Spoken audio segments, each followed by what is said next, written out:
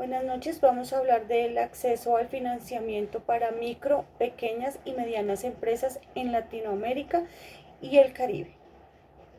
Las causas son más fáciles de explicar en términos de oferta y demanda. Oferta, una caracterización del sistema financiero. El Comité de Basilea modificó sustancialmente los acuerdos de normas de capital mínimo.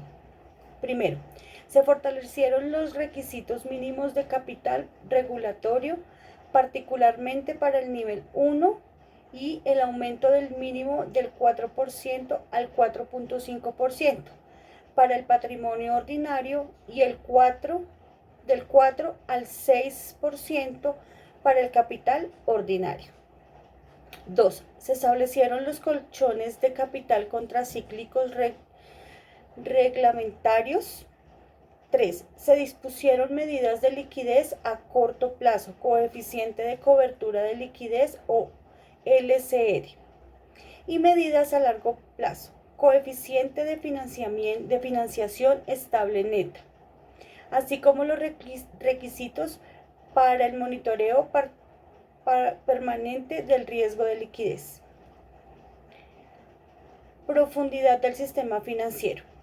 La medida tradicional de profundidad en el sistema financiero es el crédito interno al sector privado en relación del PIB, medio como recursos financieros proporcionados al sector privado a través de préstamos, compra de valores no accionarios y créditos comerciales y otras cuentas por cobrar que establecieron un derecho repagado al PIB.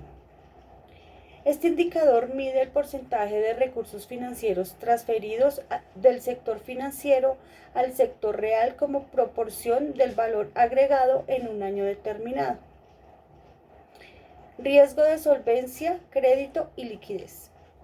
Según los acuerdos de capital de Basilea, la solvencia generalmente se mide como un coeficiente entre el capital y los activos ponderados por riesgo.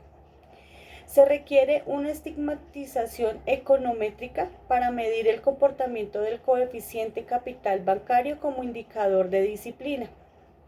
Los recursos señalan como más disciplina implica menos préstamos bancarios como hay stock negativos. Los bancos tienden a restablecer sus tasas de capital a largo plazo, incluso con la existencia de colchones anticíclicos. El promedio regional para el cierre del 2018 fue el 2.7%, mientras que los datos de marzo de 2020 muestran un aumento marginal hasta de casi un 3%. Otra medida más relevante es el coeficiente entre provisiones a cartera en mora, que dan una idea de la cobertura de los sistemas financieros contra las pérdidas efectivas de la cartera crediticia. La evidencia sugiere que la liquidez se está agotando en los mercados emergentes. Como en cualquier otro lugar del mundo, tanto las empresas como los hogares están acumulando efectivo disponible para enfrentar la probable recesión económica causada por la pandemia, y eso tiene consecuencias económicas y financieras. Acceso a servicios financieros para las MIPYMES. Según el Banco Interamericano de Desarrollo, indica que la inclusión financiera de adultos es del 50%. Que se representa aproximadamente en la mitad de la población, que carece de acceso a una cuenta bancaria. Es importante digitalizar los servicios financieros en tiempos de crisis, con lo que se permite la inclusión financiera utilizando los medios digitales para evitar el contacto físico. El onboarding digital es el primer paso y debe incluirse en las agencias de formulación de políticas de América Latina y el Caribe en el contexto del COVID-19. Limitaciones financieras de las MIPYMES.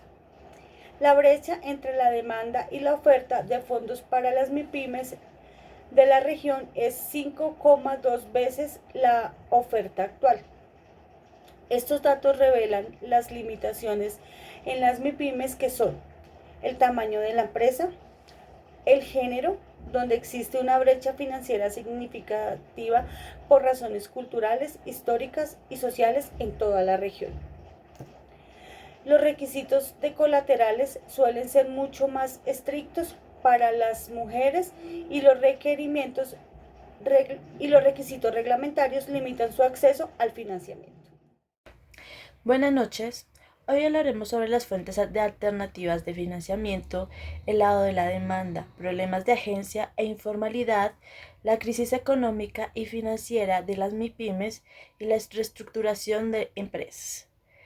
Bueno, entre las fuentes de alternativa de financiamiento para las MIPYMES, micro, pequeñas y medianas empresas de las regiones más allá del sector bancario formal, las alternativas obvias son los mercados de capital. Sin embargo, a excepciones de algunos intentos de Brasil, Jamaica, Perú, más reciente Colombia, no existe bolsa ni mercado junior en la región. Por otro lado, es esencial destacar las posibilidades que provienen el FinTech. El primer informe de evaluación comparativa del mercado global de financiamiento alternativo se encuentra en primero el volumen total alcanzado por estas plataformas de FinTech. En términos de organizaciones fue de 1.810 millones, volumen pequeño en comparación con las brechas de demanda, pero significativamente.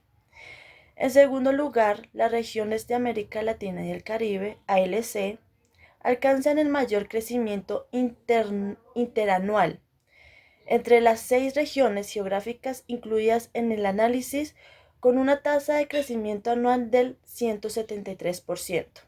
Con respecto al volumen del año anterior, que fueron de 663 millones. De hecho, durante los últimos 6 años, la organización de ALC tuvieron una tasa de crecimiento anual promedio de 147%. En tercer lugar, la región se ha centrado en el sector empresarial con un 60% de las actividades del mercado. Finalmente, alternativas que financiaran principalmente en las MIPYMES. Por otro lado, en el lado de la demanda, problemas de agencia e informalidad, se trata de las MIPYMES que tienen varias características que impiden su acceso al financiamiento en relaciones de la ALC. Las principales barreras identificadas fueron la falta de empresas solidarias o garantes, la baja formalización de las empresas y las bajas calificaciones crediticias. Asimismo, la inexistencia o inadecuaciones de las leyes sobre las garantías móviles, la falta de una región de garantías y la falta de fondos de garantías agravan esta barrera.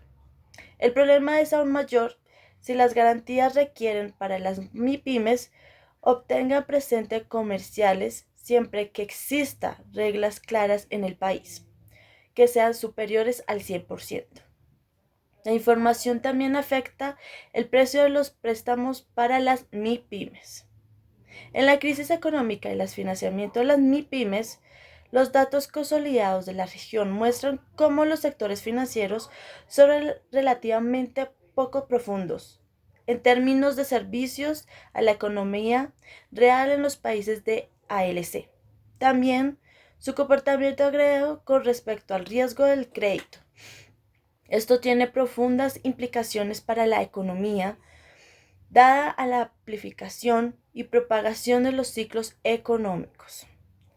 La emergencia del COVID-19 está teniendo graves consecuencias para los sistemas financieros, que han respondido a grandes escalas a todo el mundo, dada la evidente y enorme conexión entre los sectores financieros y real. Ya están ocurriendo problemas en las instituciones e industrias financieras más débiles. Para Bernanke, mostró cómo el crédito se vuelve más costoso y difícil de obtener para el sector real en crisis, donde los deudores tienen necesidades financieras o quiebran. Los hogares, los agrícolas y las pequeñas empresas son los más afectados. Bernanke demostró cómo este efecto durante casi una década después de una gran depresión a lo largo de todo el periodo de 1930. Bernard y Gettler describe la situación de la pequeña empresa cuando el canal de crédito se va efectuando. Primero, muestran que las grandes empresas aumentan sus préstamos a corto plazo, en el momento en que el crédito es escaso, porque tienen acceso a los mercados de papeles comerciales y otros financiamientos de corto plazo. Las pequeñas empresas no tienen estas ventajas y responden recortando costos e inventarios. Primero, para responder a los shocks cuando los préstamos a corto plazo se cierran a ellas. Kiyotaki y More proponen otro modelo teórico en los que los prestatarios potenciales, es decir, firman un proyecto en un entorno intertemporal, pierden el valor de sus garantías en medio de una disminución de la producción. En tales escenarios, los shocks se producen a causa de restricciones crediticias, que al final implica el efecto de una recesión. Por otro lado, mantener la capacidad de ofrecer garantías es uno de los elementos cruciales para los prestatarios en relaciones económicas. Pasando a un análisis empírico, la Organización para la Cooperación y Desarrollo Económico, OSDE, recopila datos sobre las MIPYMES de sus miembros a niveles mundiales para evaluar los efectos de las grandes crisis financieras en su financiamiento. El primer hallazgo importante fue la disminución esperada de la demanda de bienes y servicios producidos por la empresa, seguido la demanda de los pagos de la obligación financiera e incumplimiento, insolvencia y quiebras. El estudio ha mencionado que en países como Dinamarca, España, Italia, Irlanda y Noruega, de tasas de insolvencia para las pymes fueron superiores al 25%. Eso no es sorprendente, ya que en España más del 80% de las empresas informan tener dificultades para acceder a los financiamientos. Las MIPYMES respondieron las tres maneras: reducir costos, buscar liquidación, incluso demorar los pagos, entre otras estrategias, y proporcionar la inversión. La respuesta del gobierno se encuentra primero en facilitar el flujo de caja. Para Chowdhury, muestra la respuesta de países como China, India y Estados Unidos y algunos países europeos en términos de financiamiento a las pymes durante y después de la crisis del 2008-2009.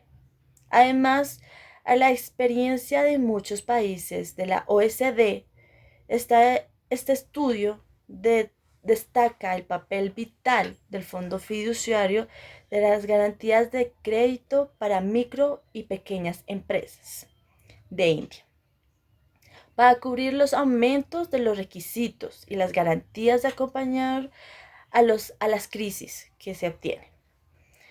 Otro punto crítico es el apoyo brindado a las MIPYMES para crear contabilidad, planear el negocio para obtener crédito, que son medidas complementarias. La economista de la Universidad de Princeton sugiere utilizar Q-Survey, un mecanismo que permite a las empresas pagar salario a los empleados y pagar las obligaciones de las deudas, específicamente las obligaciones a corto plazo. Con un costo fiscal, muchos países en Europa ya han adoptado este enfoque. En cuanto a la epidemia, Acharya y Gopal Al escribir sobre el programa de protección de pago de salario PPP de Estados Unidos, proponen dirigirse primero a las necesidades, incluidas a las MIPYMES, con la idea de reemplazar los ingresos por un periodo de tiempo a empresas del sector privado con menos de 500 empleados, como si la crisis no hubiera ocurrido, para que puedan pagar a los empleados y mantener la demanda. Después encontraremos la reestructuración de la empresa. La crisis actual requiere medidas específicas para mantener actividades de las empresas y revivir el aparato productivo tanto como sea posible después de la pandemia. El escenario de una caída sistemática de la producción no es una regla en la literatura económica y política. Miller y Stigler tomaron el modelo de Kiyosaki, mencionado anteriormente, lo ampliaron y agregaron más ideas para comprender el efecto de los pequeños préstamos de una crisis económica y la inestabilidad financiera del sistema. Curiosamente, las implicaciones de políticas de su hallazgo son utilizados para los tiempos actuales. Primero, Miller e Stigler sugieren que las ideas de mantener a las empresas trabajando como si no estuvieran en una situación crítica. En segundo lugar, sugieren ampliar el supercapítulo 11 a las empresas cuya preocupación del modelo sean mayores que el costo alternativo, como en la lógica detrás del microprocedimiento regular. Esto significa que las empresas MIPYME que se espera que sobrevividas pueden estar sujetas al procedimiento super. Los autores proponen 3 posibles acciones para la bancarrota a nivel macro. Son 3. Swap de deuda de capital, que es los prestamistas, principalmente bancos o una organización gubernamental, se convierten en los propietarios de la capital de la empresa. La siguiente es la inyección de capital. Esta acción implica que la organización pública inyecta a la empresa capital en forma de acciones preferenciales o deuda no garantizada. Y la amortización parcial de préstamos. Esto quiere decir que permiten a las empresas continuar trabajando sin la obligación de tener que pagar su préstamo en su totalidad. Seguimos con mi compañera Lorena Silva hablando del marcos de insolvencia de América Latina y del Caribe. Bueno, como ya veníamos hablando de todo lo que tiene que ver las MIPYMES con este tema de la pandemia, cómo se han visto afectadas, pues podemos ver que ellos cubren una gran parte de la población de nosotros. Por lo tanto, nosotros también nos estamos viendo afectados como personas, ya que muchas personas empleadas. Bueno, en la guía nos hablan de los instrumentos financieros que se han implementado para ayudar a las pymes. Como dice, los instrumentos financieros, las MIPYMES luchan por hacer a los instrumentos financieros en estos tiempos que estamos de crisis. Para estas firmas ya se vuelven muy escasos acceder a estas. Las siguientes que se van a nombrar son como los colchones de apalancamiento para estas empresas para aumentar el crédito cuando se aplique a bancos privados, ya que la idea es mitigar la economía y revertir las medidas cuando sea necesario. A continuación se presenta una serie de instrumentos de política que deben considerarse. Las medidas fiscales influyen en una batería de instrumentos financieros que los gobiernos podrían usar antes y después de abrir las economías. Uno de los especiales en este tema de los instrumentos financieros son los bancos centrales. Los bancos centrales pueden crear o aumentar la liquidez en la economía a través de mecanismos ortodoxos para reducir las tasas de interés monetarios, comprar deuda pública o disminuir la tasa de interés en las líneas de redescuento. Los instrumentos, medidas financieras. El foco son los instrumentos financieros. Las medidas se describen como esquemas para facilitar la adopción bajo las circunstancias de cada país. Finalmente, en todos los casos, la definición clara de los usuarios de las medidas debe escribirse sin ambigüedad en los actos administrativos correspondientes, ya sean por leyes, decretos o reglas. como reglas operativas para evitar la desviación de recursos. Se está utilizando la línea de inyección capital para estas empresas. Los sujetos vienen siendo las MIPYMES, los bancos centrales y las instalaciones que pueden usarse para esta operación actuarán como agentes fiduciarios. Pues su objetivo y su plazo es permitir que la empresa continúe con sus operaciones sin tener que reestructurarse. La liquidez proviene de una emisión de bonos basado en los flujos de efectivos potenciales de las empresas, vencimientos de bonos hasta 60 meses.